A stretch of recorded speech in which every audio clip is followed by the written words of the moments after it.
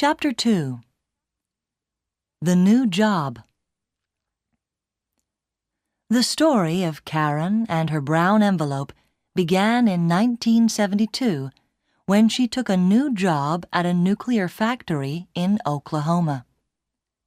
Before that, she worked as a secretary, but in 1972, she was really tired of a secretary's life. She looked in the newspaper and saw that there was a job at the nuclear factory. The pay was much better than a secretary's pay, and the work was more interesting. She went to see Mr. Bailey, the manager of the factory, and she was surprised and happy when he gave her the job immediately. He asked Karen to start work the next day. On her first day at the factory, Karen learnt a lot. Mr. Bailey told her that she had to wear a special white coat, some special shoes, and a white hat. "These clothes protect you from radioactive dust," he said. "There isn't really any danger, of course. Everything is safe here. We check everything all the time." "I see," said Karen. "You need an identity card to get into the factory every morning. Just give me a photograph of you, and I'll give you a card. A pretty picture of a pretty girl." He smiled. Karen didn't like that smile. "He thinks I'm stupid," she thought. "Why do men always think that pretty girls are stupid?" He was still speaking. "Now I'll call Mrs. Phillips. She'll take you round the factory and show you your laboratory. The manager there will explain the job to you. Don't worry, it's very easy." He smiled his thin smile again. The door opened and Mrs. Phillips came in. She was about 40 years old and a little fat. She looked afraid. "You wanted me, Mr. Bailey?" "Yes, Susan. This is Karen Silkwood. She's going to work with you in your laboratory.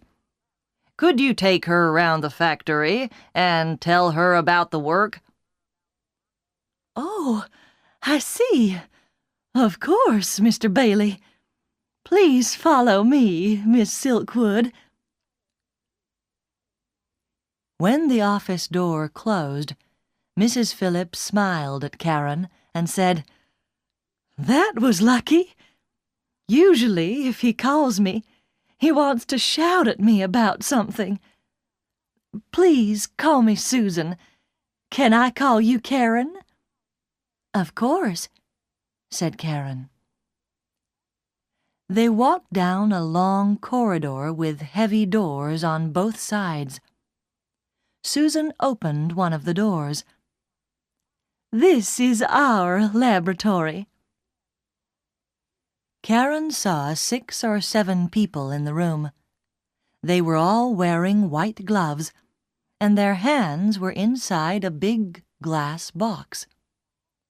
There were holes in the side of the box, just big enough for hands. Everyone looked at Karen. "What's in the box?"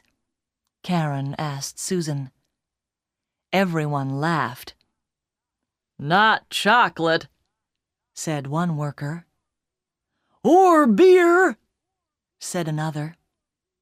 "Don't listen to them," said Susan. "It's fuel rods and uranium. We put uranium into the fuel rods. That's why you must always wear your gloves. And when you leave the laboratory, always remember to take off your gloves and check your hands in front of the scanner." She showed Karen the scanner, which was near the door. If there's any radioactive dust on your hands, the scanner knows at once. An alarm rings all over the factory. And when the alarm rings, the party begins, said one man. Party? Karen asked. You can take off all your clothes and have a swim, with lots of water. He means they wash you in a shower, said Susan. It doesn't happen very often. Karen went home happy at the end of the day. She didn't think that the work was difficult, and the money was good. Very good.